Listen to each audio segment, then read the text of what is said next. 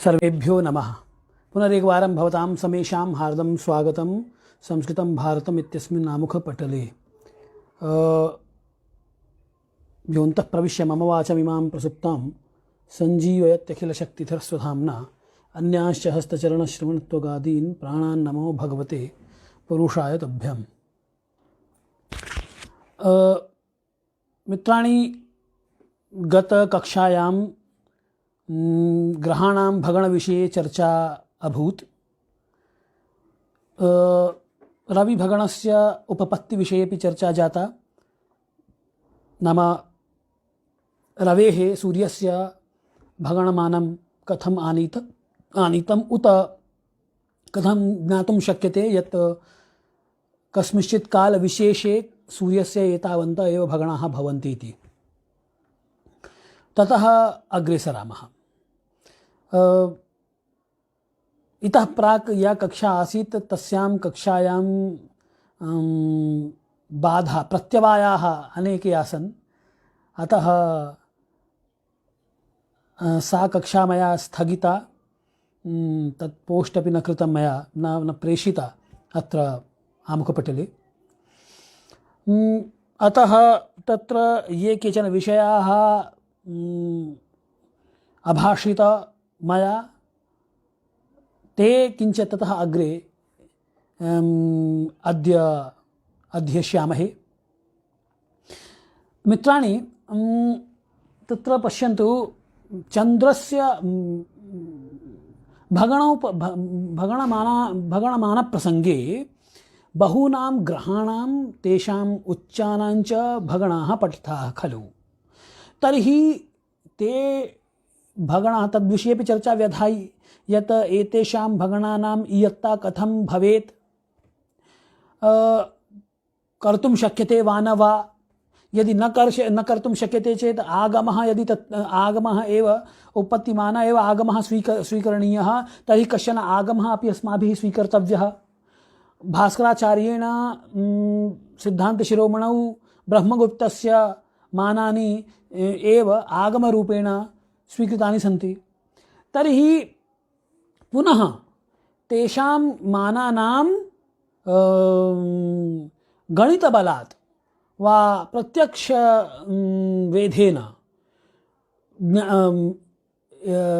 किं वक्तुं शक्यते यत् प्रामाणिकत्वम् अथवा सत्यतां परीक्षणाय यः कश्चन प्रयासः विधीयते,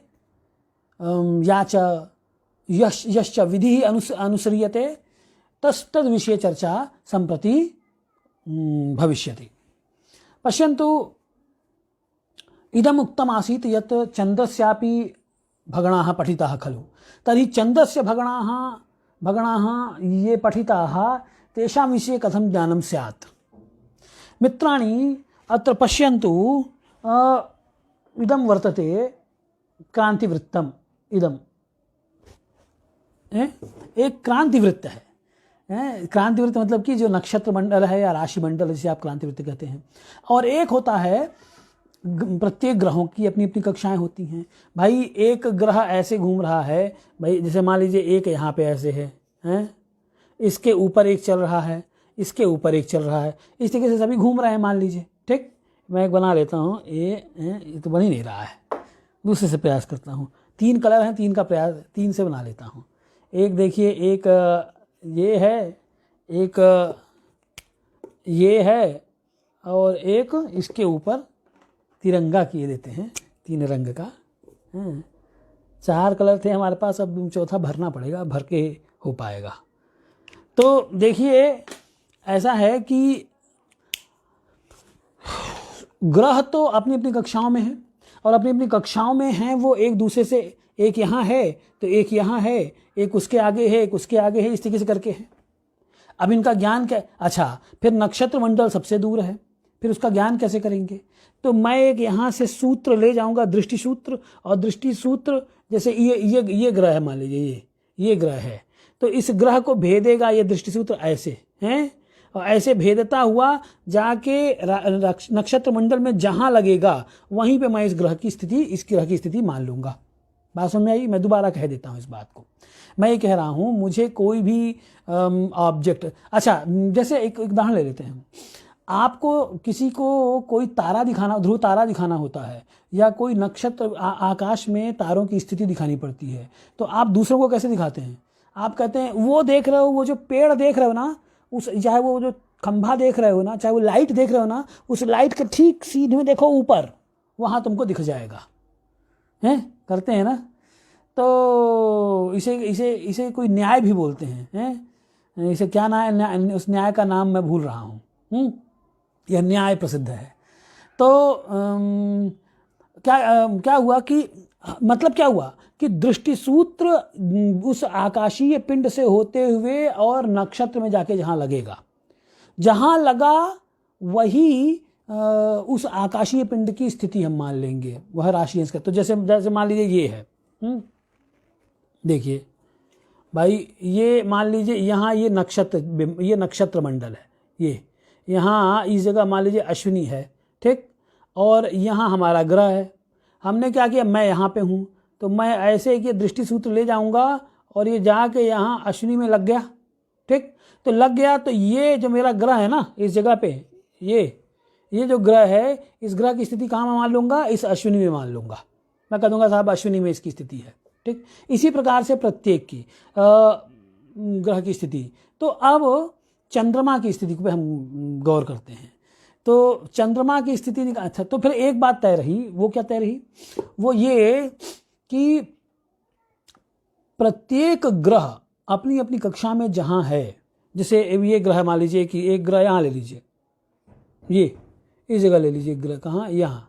तो अब हम क्या करेंगे, फिर यही हमारी दृष्टि सूत्र ये है, हम मतलब हमारी आंख यहाँ है, यहाँ से होते हुए अब देखिए ये ग्रह का कक्षा, इस ग्रह का मंडल, देखिए प्रत्येक ग्रह की जो कक्षा वृत्त है उसे ही उस ग्रह का विमंडल कहते हैं। प्रत्येक ग्रह का जो भ्रमण वृत्त को, मतलब कि ग्रह अपने जिस वृत्त में भ्रमण कर रहा है उसे ग्रह का भ्रमण वृत्त कहते हैं। अब एक बात और है, आप कहेंगे साहब वृत्त तो दिख नहीं रहा, ग्रह तो दिख रहा है, वृत्त उसकी कक्षा नहीं दिखती है, तो वो एक आभासिक है। पृथ्वी को केंद्र मानकर आपने क्या किया कि ये कर लिया कि ये एक जो ग्रह है, ये मान लीजिए यहाँ पृथ्वी है, तो इसके चारों ओर ऐसे भ्रमण कर रहा है, तो भ्रमण कर रहा है तो मैं क्या मान लूँगा कि यही इसका भ्रमण वृत्त है इस ग्रह का, है ये ए मान लीजिए, ये ग्रह है ये ए, ठीक, या बुध मान लीजिए, ये अभी हम प्राच्य मत से चल रहे हैं तो इसको चंद्रमा मान लीजिए, जैसे मान लीजिए ये चंद्रमा है, ये चंद्रमा मान लीजिए, ये बुध मान लीजिए, कोई भी मान लीजिए, झगड़ा नहीं करना है, हमको समझने से मतलब है।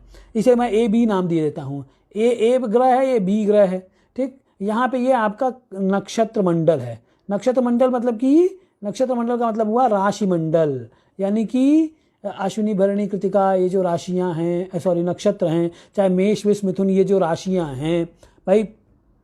अब चंद्रमा ये इसमें चला जाए, सूर्य जैसे मान लीजिए मीन में है, तो मीन में है तो इसका मतलब क्या हुआ, ये मान लीजिए ये सूर्य की ये कक्षा है। अब सूर्य यहाँ पे है ये, और सूर्य अपनी कक्षा में इस तरीके से पृथ्वी के चारों ओर चक्कर लगा रहा है।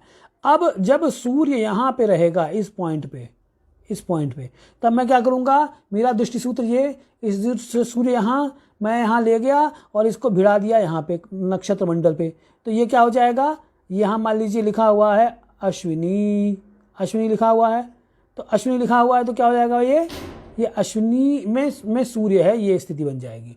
मान लीजिए यहाँ पे जब सूर्य है तो ये भरणी में है। अब सूर्य भरणी में है, इसको मैं कैसे कहूँगा, जब मैं अपने दृष्टि सूत्र को यहाँ से सूर्य तक ले गया और बढ़ाकर इसे जहाँ ये जाएगा, इसे ही मेषम प्रति वृषम प्रति कहा गया है ना, कि ये तो ये मान लीजिए कि ये भरणी नक्षत्र यहाँ पे है, तो सूर्य की स्थिति फिर हम क्या करेंगे, कहेंगे भरणी में, क्योंकि हमारा दृष्टि सूत्र यहाँ से निकला सूर्य से होते हुए और यहाँ चला गया।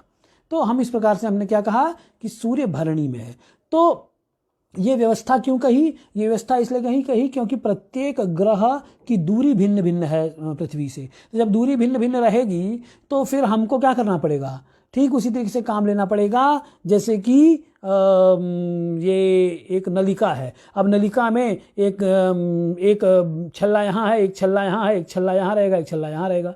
तो अब सब एक सीध में आने के लिए हम ये नलिका, चाहे हमारा ये दृष्टि सूत्र मान लीजिए, अब इस ये दृष्टि सूत्र राशि चक्र में जाके जहाँ लगेगा, और उसके चाहे यूँ कह लीजिए कि यह दृष्टि सूत्र ग्रह से होता हुआ राशि चक्र में जहाँ लगेगा, वहाँ उस ग्रह की स्थिति हम मान लेंगे। अब ये तो एक बात। अब दूसरी बात, तो मैं चंद्रमा को अभी ले रहा हूँ, तो ये जो राशि चक्र है ना, उसे ही क्रांति वृत्त बोलते हैं, जो कि ये है, ये देखिए, ये है आपका, ये है क्रांति वृत्त, ये देख रहे ना, ये क्रांति वृत्त है। क्रांति वृत्त मतलब कि राशि वृत्त या नक्षत्र वृत्त आप कह सकते हैं। और ये है चंद्रमा का विमंडल वृत्त, चंद्रमा इसमें भ्रमण कर रहा है, ये ऐसे भ्रमण कर रहा है।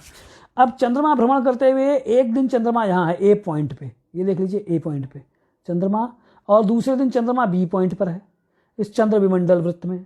तो अब मैं क्या करूँगा, अच्छा चंद्रमा का शर जानना है आपको, तो यानी कि चंद्रमा की इस क्रांति मंडल से दूरी कितनी है ये जानना है। दो चीज़ें जाननी है मुझे, एक तो चंद्रमा किस राशि अंश कला विकला पर है, दूसरा चंद्रमा का नक्षत्र चक्र या राशि चक्र से दूरी कितनी है। तो देखिए इस दूरी को जानने के लिए फिर मुझे क्या करना पड़ेगा, फिर मुझे दृष्टि सूत्र से काम नहीं चलेगा, फिर मुझे करना पड़ेगा चंद्रमा के लिए एक कदम्ब स्थान से लेना पड़ेगा। तो ये कदम्ब स्थान क्या है, कदम्ब स्थान क्या चीज़ है, तो ध्रुव स्थान के चारों ओर 24 डिग्री का एक सर्कल मान लीजिए,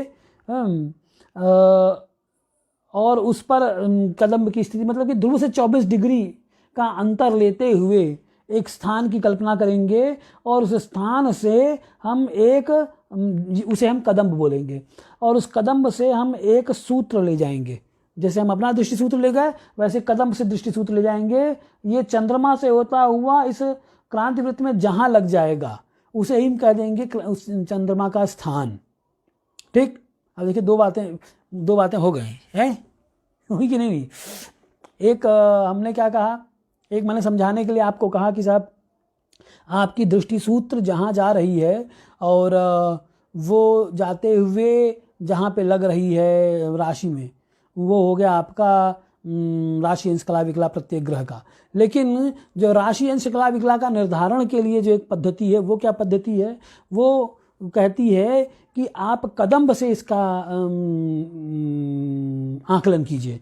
तो कदम्ब कौन सा पॉइंट हुआ, देखिए यूँ समझ लीजिए, ये जो क्रांति वृत्त है ना, इस क्रांति वृत्त का उसे क्या बोलते हैं, पृष्ठीय केंद्र। आप सीधे सीधे यूँ समझ लीजिए कि क्रांति वृत्त से 90 डिग्री, ये जो क्रांति वृत्त देख रहे हैं ना राशि चक्र, इस राशि चक्र से 90 डिग्री पर एक स्थान है जिसे हम कदम्ब कहते हैं। और उस कदम्ब से ये चंद्रमा, इस चंद्र विमंडल वृत्त ये है, इस चंद्र विमंडल वृत्त में यहाँ चंद्रमा, तो कदम्ब स्थानात एकम सूत्रम नीयते चंद्र विमंडलम यावत चंद्र विमंडले यत्र चंद्रः अस्ति ए बिंदौ चंद्रः अस्ति तर्हि कदम्ब स्थानात तत् सूत्रम या कदम्ब वृत्तम नीत्वा चंद्रमंडले पुनश्च चंद्रमंडलात् क्रांति वृत्ते यत्र लगति तदेव चंद्रस्य स्थानम निश्चीयते खलु। चंद्र क्रांति कदम्ब स्थानात् एकम वृत्तम वा सूत्रम अस्माभिः नीयते तत्र ग्रहमंडलस्थ ग्रहबिंबे यत्र लगति ततः अग्रे सारयित्वा क्रांतिवृत्ते तस्य यत्र स्थानं तद्यत् पतति तदेव ग्रहस्थानम। तो ग्रहबिंब और ग्रहस्थान दो चीज़ें होती हैं। तो यहाँ पे देखिए ये सर्वेपि ग्रहाः स्वस्वविमंडले भ्रमन्ति, सभी ग्रह अपने अपने विमंडल में भ्रमण करते हैं। तो जो अपने विमंडल में भ्रमण करते हैं ना, उसको कहेंगे ग्रहबिंब। जैसे चंद्र विमंडल वृत्तम, चंद्र विमंडल वृत्ते चंद्रः भ्रमति तर्हि चंद्रस्य चंद्रबिंबः अत्र वर्तते पश्यतु ए इति चंद्रबिंबः। पुनश्च एकं तु भवति ग्रहस्थानम, एकं तु ग्रहबिंबम अपरं ग्रहस्थानम। तर्हि ग्रहबिंबात् यत् कदम्ब स्थानात् नीतं सूत्रम ग्रहबिंबम स्पृष्ट्वा क्रांतिवृत्ते यत्र लगति तत्र ग्रहस्थानम। कदम्ब से लेकर आया हुआ सूत्र जो कि ग्रह के विमंडल वृत्त में जहाँ ग्रह बिंब पर लगता है उसको आगे बढ़ा देंगे तो क्रांति वृत्त में जहाँ लगेगा वही ग्रह का स्थान हो जाएगा। जैसे ये ए चंद्रविमंडले चंद्रस्य स्थानम अर्थात चंद्रबिंबः पुनश्च अत्र चंद्रबिंबस्य स्थानम अर्थात चंद्र स्थानम वा ग्रह स्थानम कुत्र वर्तते ए डैश बिंदु। ए डैश बिंदु किमर्थम वर्तते यतो हि कदम्ब सूत्रम, ये कदम्ब सूत्रवा जो है ना, इस कदम्ब सूत्र को जब आप इस तरीके से ले आएंगे और ये इस चंद्रमा ग्रह के मंडल से होते हुए आगे राशि चक्र में जहां लगेगा वही ग्रह का स्थान हो जाएगा। ठीक, जैसा कि हमने आपसे अभी चर्चा की। तो अब यहां जो स्थान होगा वही इसका स्थान हो जाएगा। तो यहां पे हम क्या मानेंगे कि चंद्र विमंडल का ये ए डैश ये चंद्र स्थान है, हैं? एवं अन्य अपि कोऽपि अन्यं कमपि ग्रहं स्वीकृत्य पश्यतु तथा भावयतु यत् इतोपि एकं ग्रहविमंडल वृत्तं तदेवं गच्छति, है? एवं गच्छति अत्र ग्रहस्थानम अत्र ग्रहबिंबं वर्तते तर्हि कदम्बस्थानात् पुनः एकं सूत्रम एवं नीत्वा यत्र लगति अत्र लगति पश्यतु एतत् सी डैश। तर्हि यदि अत्र कोऽपि ग्रह वर्तते ग्रहबिंबं तर्हि ग्रहबिंबात् कदम्बस्थानात् नीतम् एकं सूत्रं ग्रहबिंबं पृष्ट्वा यत्र क्रांतिवृत्ते लगति तत्र अस्य ग्रहस्य स्थानम ग्रहस्थानम इति उच्यते, वही ग्रह का स्थान हो गया। तो मेरे बनाने का मतलब सिर्फ कंफ्यूज करना नहीं था, इतना ही था कि प्रत्येक ग्रह के स्थान को हम राशि इसी प्रकार से तय करते हैं कि वह किस राशि में है, किस नक्षत्र में है। इसको तय करने का क्या तरीका हुआ कि कदम्ब से एक ये मान लीजिए ग्रह है, यहाँ पे एक कदम्ब है, तो इस कदम्ब से आप ये ग्रह से होते हुए ग्रह के बीच ये ग्रहबिंब है, ग्रहबिंब अपनी कक्षा में है, यहाँ कदम्ब स्थान है, तो कदम्ब स्थान से होते हुए ग्रहबिंब से होते हुए क्रांति वृत्त में यहाँ लगा, यही हम कह देंगे क्या, इस ग्रहबिंब का ग्रह स्थान। ठीक, तो ग्रहबिंब और ग्रह स्थान इनका बीच का जो ये अंतर है ना, इस अंतर को ही क्या कहेंगे हम, शर कहते हैं। इसी अंतर को शर कहा जाता है। ये है जैसे ए डैश, अब ए डैश क्या हो जाएगा, प्रथम दिनस्य शरः चंद्रस्य। अब दूसरे दिन चंद्रमा देखिए, ये पहले दिन चंद्रमा प्रथम दिने चंद्रविमंडले अत्र वर्तते ए बिंदु, द्वितीय दिने चंद्रविमंडले बी बिंदु वर्तते, दूसरे दिन वो बी बिंदु पर है। तो इस बी बिंदु पर ये जो चंद्रबिंब है, अब इससे फिर क्या करेंगे, फिर कदम्ब से एक सूत्र ले जाएंगे, तो कदम्ब से होते हुए चंद्र बिंब से होते हुए क्रांति वृत्त में यहाँ लगा, तो बी और बी डैश। तो यह जो बी ग्रह बिंब हुआ, चंद्रबिंब हुआ, और बी डैश क्या हो गया, उसका चंद्रमा का दूसरे दिन का स्थान हो गया, यानी कि राशियंश कला विकला हो गई।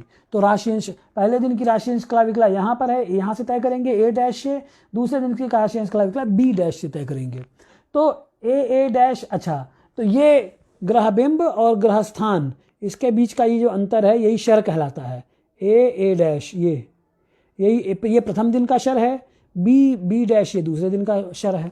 ठीक, इसी तरीके से हर दिन का शर निकालेंगे।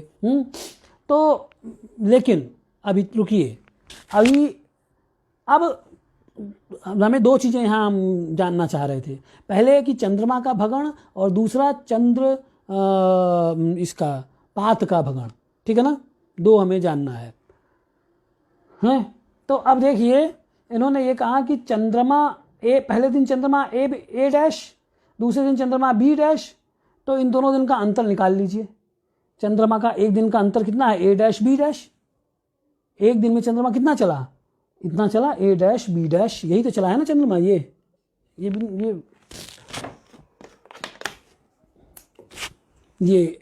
चला है चंद्रमा, ए डैश बी डैश। तो एक दिन में अगर इतना चलता है तो यानी कि, तो अब ये ए डैश बी डैश को कुछ कह लीजिए आप।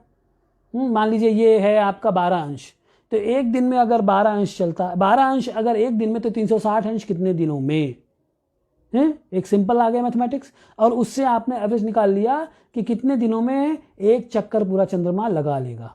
ठीक है, तो मान लीजिए 30 दिन में एक चक्कर लगा लिया, तो 30 दिन में एक चक्कर, तो कल्प के जितने दिन उतने दिनों में कितने चक्कर आ गया, आपको चंद्रमा का भगण मिल गया। क्लियर है ना, आपको पूरे कल्प भर जीने की आवश्यकता नहीं है, उसके पहले भी आप चंद्रमा का भगण बुद्धि से निकाल सकते हैं। क्या करना पड़ेगा कि 2 दिन के चंद्रमा का वेध कीजिए। पहले दिन चंद्रमा ए डैश बिंदु पर है, दूसरे दिन चंद्रमा बी डैश बिंदु पर है, तो ए डैश और ए डैश और बी डैश का निर्धारण आपने कर लिया। ये ग्रह स्थान है।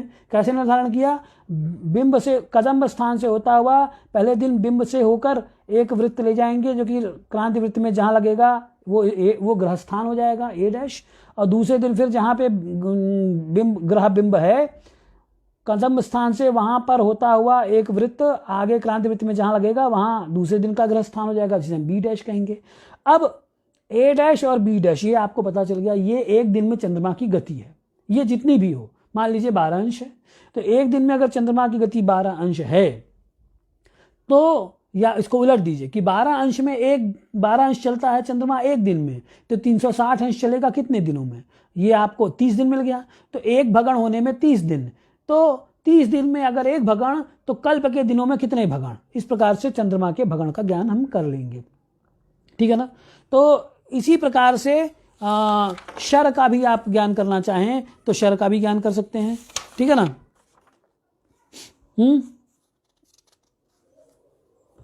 कि शर का अंतर भी आप जान लेंगे कि ये जो है एक दिन में अगर शर में कितना अंतर हो गया। देखिए पहले दिन था शर ए डैश, ये देख रहे हैं ना, ये पहले दिन था ए डैश और दूसरे दिन बी डैश, ये है शर आपका। देखिए पहले दिन का शर ये है ए डैश, दूसरे दिन का शर ये है बी डैश, ठीक है ना। तो ये कहाँ पे जाए, तो शून्य कितने दिनों में होगा, यानी इस पॉइंट पे कब आ जाएगा ये है, ठीक। शर शून्य कब होगा इसका भी आप ज्ञान कर सकते हैं। ग्रहण के समय ये ज्ञान अत्यावश्यक हो जाएगा। जब शर शून्य होगा तभी ग्रहण की स्थिति बनेगी, संभावना बनेगी। ये सब चीज़ें आगे भी हम लोग पढ़ेंगे, इसलिए ज़्यादा इस पर भी बात नहीं करना चाहता। अब हम आगे की एक बात करते हैं। दूसरा था कि तो ये तो चंद्र भगण की उपपत्ति हो गई। चंद्रोच्च के लिए आप देख लीजिए, चंद्रोच्च का के लिए फिर वही चीज़ हो जाएगा कि मान लीजिए ये चंद्रमा की कक्षा है। मैंने पहले भी बताया था कि पृथ्वी से ग्रह भ्रमण वृत्तस्य यह प्रदेशः दूरतमः वर्तते तद स उच्चबिन्दुः, तत्र उच्चबिन्दुः यच्च नेदिष्टः वर्तते तत्र नीच बिंदु। तर्हि अच्छा, अब उच्च बिंदु पर ग्रह है, इसके लक्षण क्या है, कैसे पता चलेगा कि ग्रह अपने उच्च पर है? हमें उच्च के भी भगण को जानना है ना। तो उच्चस्य भगण ज्ञानम कथम स्यात्। तो मैंने एक बात उस दिन पहले भी इन बातों को मैंने कहा है कि अगर इस पॉइंट पे उ है, उच्च बिंदु है, तो इसी पॉइंट पे हमेशा इस ग्रह भ्रमण वृत्ते सर्वदा अस्मिन्नेव बिंदौ उच्च बिंदु न तिष्ठति तस्मिन् उच्च बिंदावपि गतिर्वर्तते। अतः क्वचित यदि अत्र चिन्तयतु अत्र ए पॉइंट वर्तते, अत्र ए पॉइंट,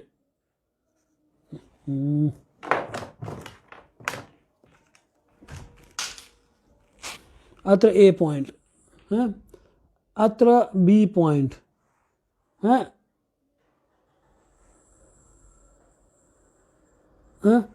तो कदाचित ए बिंदौ उच्चस्य स्थितिः भवति, तो कदाचित बी बिंदौ अपि उच्चस्य स्थितिः भवति, कदाचित सी बिंदौ भविष्यति। नाम अनेन उच्चेपि उच्च बिंदौ अपि गतिर्वर्तते। तर्हि तस्यापि भगणाः स्युः उच्चस्यापि। तर्हि उच्चस्य भगणानां युक्ता न कर्तुं शक्यते चेत् तद् ज्ञानं कथं स्यात्? कथम अस्माभिः तस्य उत्पत्ति कथम साधितुं शक्यते? उत्पत्ति का ज्ञान इसका कैसे करेंगे कि इतने ही भगण हुए हैं चंद्रोच्च के। तो उसके लिए हमको ये जानना जरूरी है कि उच्च पर ग्रह की स्थिति क्या होती है। तो देखिए जब उच्च पर ग्रह होगा तो 3 ये लक्षण दिखेंगे आपको। पहला कि परमाल्प गति हो जाएगी, गति सर्वाधिक कम, यानी जितनी मैक्सिमम स्पीड है ना, मैक्सिमम स्पीड से भी कम हो जाएगी। जैसे सूर्य का एवरेज स्पीड, जैसे कि सूर्यस्य मध्यमा गति 59.8 59,8 विकला वर्तते खलु।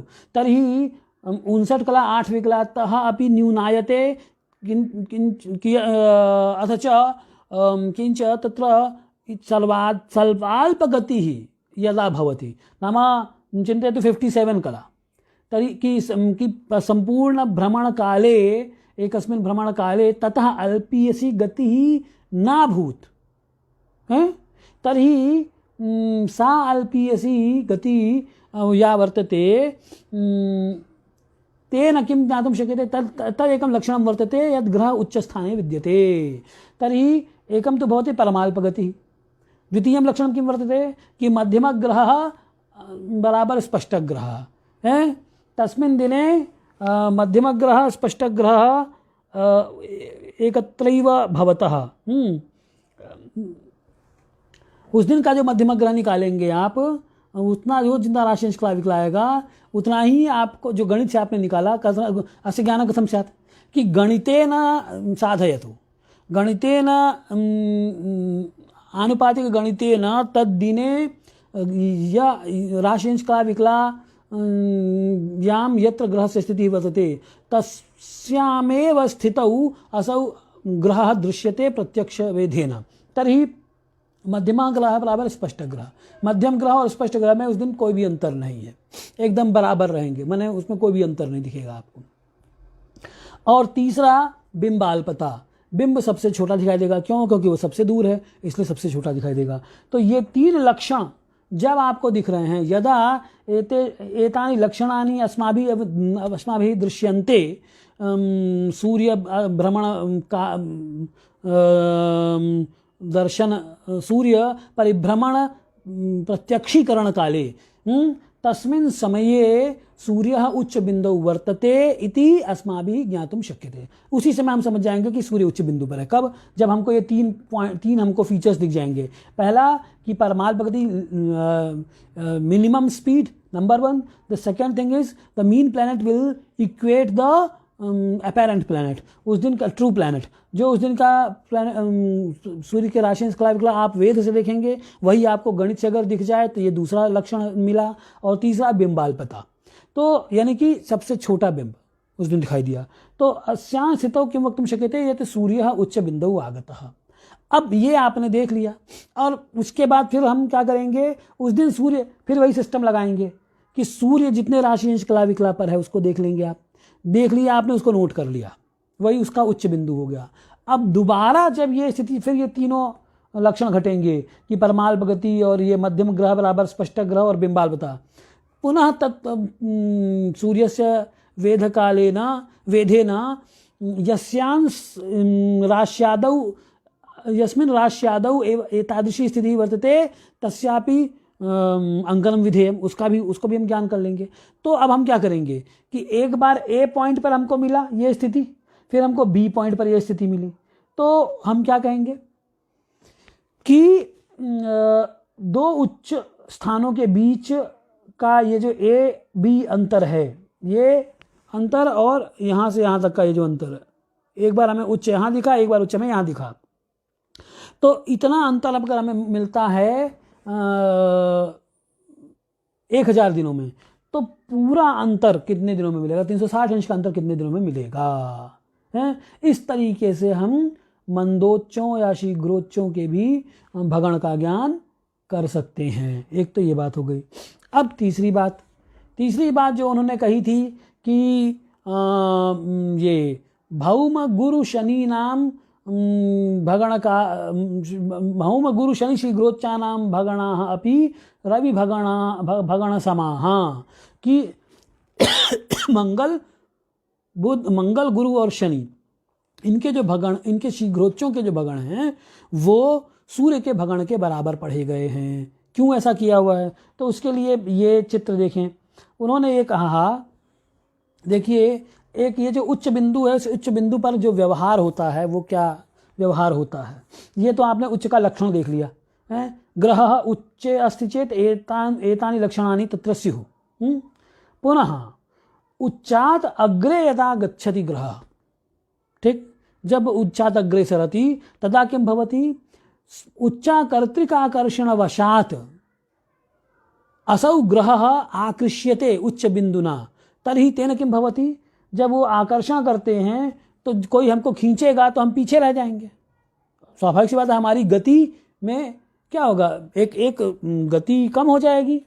आप जब किसी ने पीछे से आपको पुल किया आप आगे बढ़ रहे हैं कोई चीज़ पीछे आपको पुल कर रही है तो क्या होगा आप चलेंगे लेकिन उतनी स्पीड नहीं रहेगी क्योंकि एक फोर्स आप पर काम कर रहा है।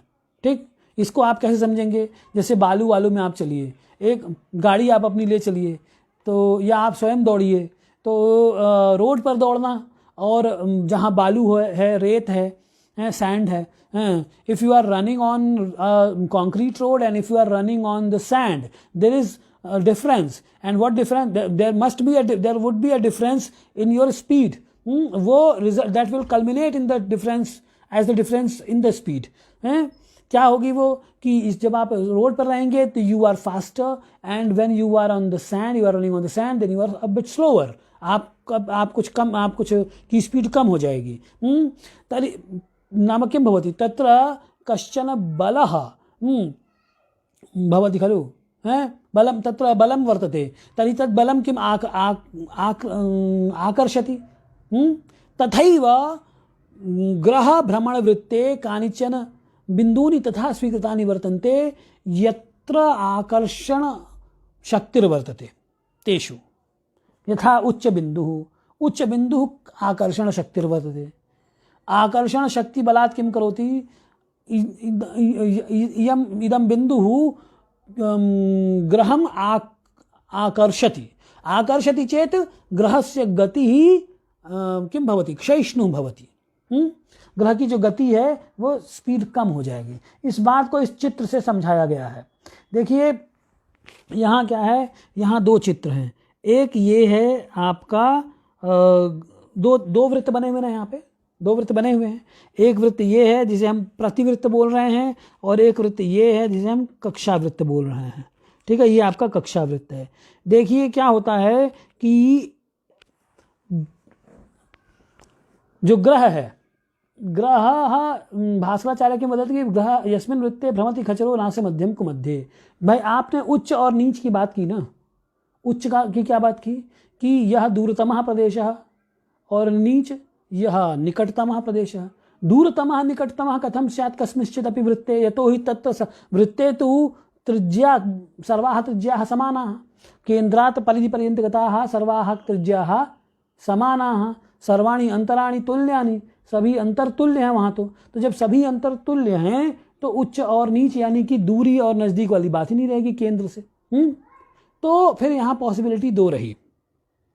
एक क्या रहा? एक तो ये रहा कि मेरी बात समझ में आ रही है कि नहीं आ रही है? मैं एक बार दोबारा इस बात को कहता हूँ. देखिए ये ग्रह है. ठीक, ये ग्रह ये है, यहाँ पे ग्रह है आपका. अब ये पृथ्वी है. आपने कहा कि ये उच्च बिंदु है, ये नीच बिंदु है. नहीं, उच्च बिंदु मतलब कि ये जब ग्रह यहाँ रहता है तो पृथ्वी से सर्वाधिक दूर रहता है, और जब यहाँ रहता है तो पृथ्वी से सर्वाधिक निकट रहता है. यही तो बोला आपने. तो ये ऐसा क्यों कह रहे हैं आप? क्योंकि वृत्त में तो ऐसा हो नहीं सकता. वृत्त में तो क्या होगा? वृत्त तो एक ऐसी चीज है कि आप यहाँ चलें, यहाँ चलें, यहाँ चलें, यहाँ चलें, एकदम किसी भी पोजीशन पे कोई भी चीज रहे वो क्या होगा? बराबर रहेगा, अंतर बराबर रहेगा. उच्च नीच वाली स्थिति नहीं आएगी. तो इसका मतलब क्या हुआ? इसका ये मतलब निष्कर्ष क्या निकला कि ग्रह या तो उच्च में या तो वृत्ताकार भ्रमण नहीं कर रहा है. क्योंकि अगर वृत्ताकार भ्रमण कर रहा होता तो उच्च नीच वाली बात नहीं करते. क्योंकि वृत्त में तो क्या होता है, हर एक दूरी परिधि पर स्थित किसी भी बिंदु पर अगर ग्रह रहेगा, कस्मिंश्चित् अपि बिंदौ असौ ग्रहः स्यात् तस्य केन्द्रात् अन्तरं समानमेव. तर्हि तत्र उच्च नीचयोः कल्पना एव वृथा खलु वृत्ते. तर्हि किं वक्तुं शक्यते निष्कर्ष रूपेण यत् ग्रहः वृत्ते न वृत्ताकार पथे न भ्रमति इति एकं. द्वितीयं किं? यदि तथा एव अस्माभिः स्वीकरणीयं नैव वृत्ताकार पथे एव भ्रमति, तर्हि किम उच्यते? अगर हमको ये कहना कि नहीं वृत्ताकार पथ में घूमता है, वो आप कुछ नहीं बेकार की बात कर रहे हैं, तब हमको क्या कहना पड़ेगा? फिर हमको कहना पड़ेगा कि ग्रह जिस वृत्ताकार पथ में घूम रहा है उसका सेंटर पॉइंट पृथ्वी नहीं है, फिर इसका सेंटर पॉइंट कुछ और है. ये बिंदु है ना. अब यहां से देखिए, यहां से ये बराबर दूरी इधर भी है, बराबर दूरी इधर भी है. इस पॉइंट भू से तो नहीं है, भू से ये स्थिति नहीं बन रही है. देखिए भू कहाँ है आपकी? भू तो ये है. इस भू से ये स्थिति नहीं बनती है. हाँ सॉरी, फोन आ गया था. तो भू से तो ये स्थिति नहीं बनती है. भू भू से तो देखिए ये ग्रह यहाँ पे उच्च बिंदु पर है, यहाँ शॉर्टेस्ट डिस्टेंस है, यहाँ लॉन्गेस्ट डिस्टेंस है, जिसे आप एपोजी और पेरेजी कह रहे हैं। तो इसका मतलब क्या हुआ? तो इसका मतलब ये हुआ कि अगर मैंने पहला निष्कर्ष बोला कि या तो आप मान लीजिए, कंसीडर कीजिए कि ग्रह का जो पाथ है that is not circular, that orbit is not circular, वो ग्रह का जो भ्रमण पथ है वो वृत्ताकार नहीं है, क्योंकि वृत्ताकार में तो ये घटेगा ही नहीं। इदम न घटते यत् क्वचित उच्च बिंदु स्यात् क्वचित च निम्न बिंदु स्यात् इदं भवितुमर्हति कस्मिंश्चिदपि वृत्ताकार पथे हैं। यदि तथैव अस्माभिः चिन्तनीयं यत् नैव ग्रहः तु वृत्ताकार पथे एव भ्रमति, तर्हि अस्यां स्थितौ किम् अस्माभिः चिन्तनीयं यत् तस्य वृत्ताकार पथस्य केंद्रम किमपि भिन्नम, न तो भूकेंद्रम, उसका भूकेंद्र नहीं है बल्कि इस पॉइंट पर यह केंद्र है इसका। ठीक, यही तो मतलब हुआ ना, क्योंकि भूकेंद्र होता तो फिर ये भू से बराबर दूरी पे रहता, लेकिन इसका भूकेंद्र ना होकर यहाँ पे केंद्र, इस पॉइंट पर केंद्र है। तो इस पॉइंट से जो को केंद्र मानकर आप, तो फिर ये वृत्त जो हुआ ये इस पॉइंट को सेंटर मान के ये वृत्त बना हुआ है, जिसे हम क्या बोलेंगे? इसे हम कहेंगे प्रतिवृत्त। इसका हमने क्या नाम दिया? ये प्रतिवृत्त है। This is the copy of orbit, है ना, प्रतिवृत्त है। और आप एक और फिर तब वृत्त की कल्पना इसी में करेंगे जिसका सेंटर पृथ्वी हो। ठीक, जिसका सेंटर क्या हो? पृथ्वी हो, यहां से, तब आप एक ये वृत्त बनाएंगे ऐसे। ठीक है ना, तो दो वृत्त बन गए आपको। एक ये जो वृत्त है जिसका सेंटर भू है, ये बात समझ आ गई ना। अभी तक ये जो वृत्त बना हुआ था, अब हटा दूं नहीं तो फिर बार बार कंफ्यूजन होगा, एक नीचे वृत्त हमने बना रखा है ना। तो ठीक, ये वृत्त कौन सा हो गया? इसे हम प्रतिवृत्त बोलेंगे, क्योंकि इसका क्या है? ग्रह प्रतिवृत्त, ग्रह प्रतिवृत्तम इदम यतो ही अस्य वृत्तस्य केंद्रम भू केंद्रम नास्ति प्रत्युत भू केंद्रात् अपरत्र अस्य प्रतिवृत्तस्य केंद्रम वर्तते। तदेव स्थिति अत्र वर्तते। पश्यतु अत्र प्रतिवृत्तम, प्रतिवृत्तस्य केंद्रम तु अत्र वर्तते के बिंदौ अस्य प्रतिवृत्तस्य केंद्रम। पुनश्च अपरमेकं वृत्तम अस्माभिः कल्पितं वर्तते, तत्तु कक्षावृत्तं वर्तते इदम्। एवं अस्य कक्षावृत्तस्य केंद्रम भूकेंद्रम वर्तते। पश्यतु, भू अत्र केंद्रे वर्तते, तर्हि भूकेंद्रं मत्वा यद् वृत्तं तत्तु कक्षावृत्तं, भूकेंद्रात् भिन्नम् अपरम केंद्रम अपरत्व केंद्रम के केंद्रम मत्वा यद् वृत्तं तत् प्रतिवृत्तम। इस प्रकार से हमने दो वृत्त की कल्पना की है। तो ये दो वृत्त की कल्पना क्यों करते हैं? कारण क्या है दो वृत्त की कल्पना करने की? इस पे चर्चा कल करेंगे, अभी मैं इसको कह देता हूं, फिर कल इस बात को कहूंगा। तो देखिए, अब हुआ क्या कि यहाँ पे उच्च बिंदु है, तो ये जो उच्च बिंदु है, जब ग्रह क्या होता है, ग्रह इस उच्च बिंदु से आगे चलता है ना, तो ये उच्च बिंदु में आकर्षण है, तो ये उसको खींचता है। तो इसको जब इधर खींचेगा ये अपनी तरफ ऐसे आकर्षण खींचेगा इसको, तो क्या हो जाएगा? ग्रह की स्पीड कम हो जाएगी।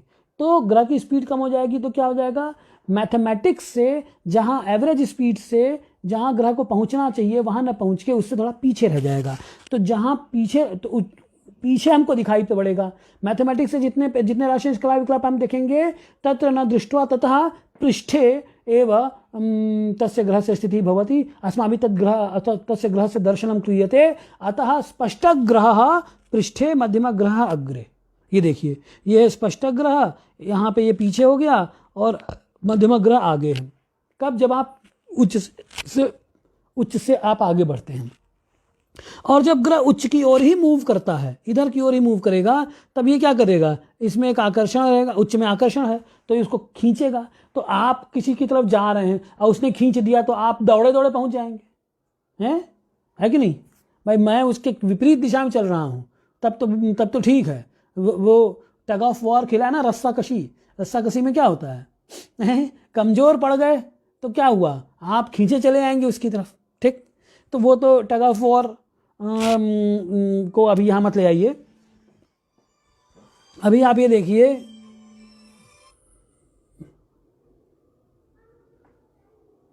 देखिए, कि तो हुआ क्या कि ये ग्रह जो है, ग्रह इस प्रकार से ये चल रहा है। अब ग्रह जैसे इधर आया, इस उच्च ने उसको खींचा अपनी तरफ, ऐसे खींचा तो क्या हुआ? ग्रह की स्पीड बढ़ जाएगी, जब खींचेगा तो एक तो ग्रह उसकी तरफ जा रहा है, ऊपर से उसे खींचे दे रहा है, वो तो खींच रहा है तो इधर आ रहा है, इधर ही खींचे दे रहा है, तो वो कस की स्पीड, उसकी ग्रह की स्पीड बढ़ जाएगी। इसलिए जहाँ पे मैथमेटिक्स से जितने राशि कला पे आपको ग्रह दिखना चाहिए वहाँ ना दिखे, उससे थोड़ा आगे ग्रह दिखेगा।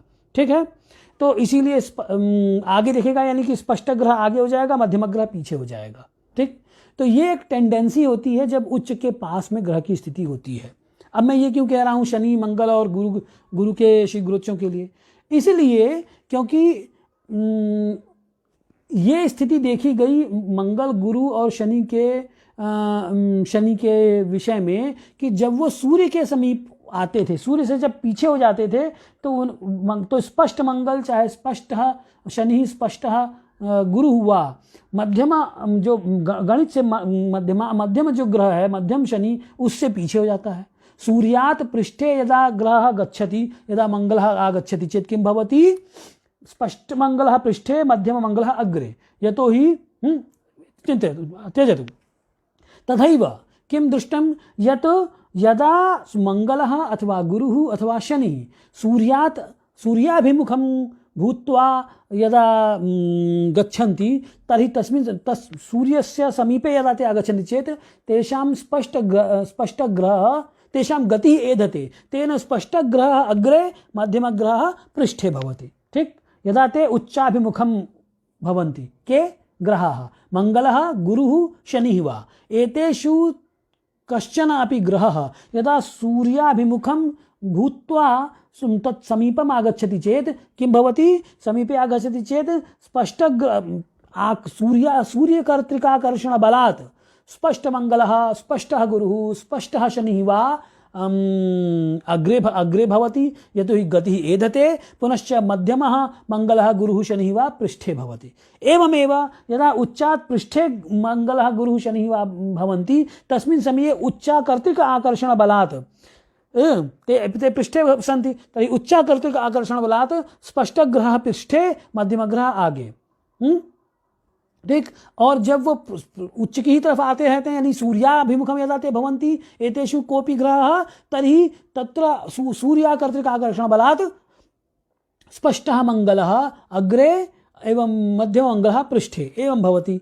तर्हि इदं दृष्ट्वा तैः किं विचारितं ज्योतिर्विद्भिः यत् सूर्य एव तेषाम् उच्च बिन्दुः, यतो हि उच्चवत् आचरति सूर्यः एतेषां ग्रहाणां कृते उच्चवत् व्यवहरति सूर्यः, अतः सूर्य एव तेषाम् उच्च बिंदुः। अतः जब उच्च बिंदु सूर्य ही हो गया तो सूर्य का जो भगण काल होगा वही उनके उच्चों का भी भगण काल हो जाएगा, इसलिए सूर्य के भगण काल के समान ही उनके भगण काल पढ़े गए हैं। बात क्लियर है ना? मैं एक बार दोबारा कह के खत्म कर देता हूँ। ये चीज़ रही गई है, इसको कल करेंगे। आज भगण की उत्पत्ति समाप्त हो जाएगी। तो उन्होंने क्या कहा, उन्होंने एक ये बात कही कि जब भी कोई भी ग्रह उच्चाभिमुखम गच्छति चेत उच्चाकर्तृक आकर्षण बलात् ग्रहस्य गतिः एधते, ग्रहस्य गतिः यदा एधते चेत किं भवति, स्पष्ट ग्रह अग्रे प्रत्यक्ष वेदोपलब्धः प्रत्यक्ष ग्रह अग्रे भवति एवं मध्यम ग्रह पृष्ठे भवति। पुनश्च यदा उच्चात् पृष्ठे कोऽपि ग्रह गच्छति चेत उच्चाकर्तृक आकर्षण बलात् तेषां गतौ किं भवति, क्षीणता आगच्छति, यतो हि उच्चाकर्तृक आकर्षण बलं तत्र प्रयुङ्क्ते असौ उच्चबिन्दुः, तर्हि तेन मध्यम स्पष्टग्रह पृष्ठे मध्यमग्रह अग्रे भवति। इयमेव स्थितिः अनेन चित्रेण रेखाचित्रेण प्रदर्शिता वर्तते। यत् उच्चात् पृष्ठे यदा कोऽपि ग्रहः भवति चेत् उच्चाकर्तृक आकर्षणबलात् स्पष्टग्रह पृष्ठे मध्यमग्रह अग्रे। पुनश्च यदा स्वकक्षायां भ्रमन् ग्रहः यदा उच्चाभिमुखो भवति चेत् उच्चाकर्तृक आकर्षणबलात् शीघ्रमेव गच्छति, यदि शीघ्रमेव धावति चेत् स्पष्टग्रह अग्रे भवति मध्यमग्रह पृष्ठे भवति। अयमेव व्यवहारः दृश्यते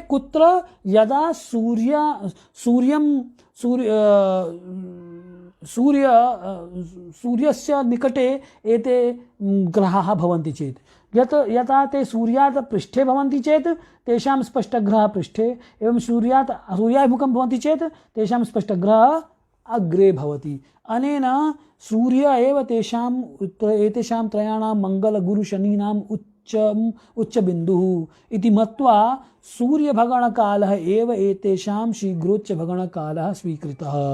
ठीक, ये बात हो गई। तो आज इतना ही रहने देते हैं, फिर कल आगे चर्चा करेंगे। जयतु संस्कृतम, जयतु भारतम, जयतु ज्योतिषम।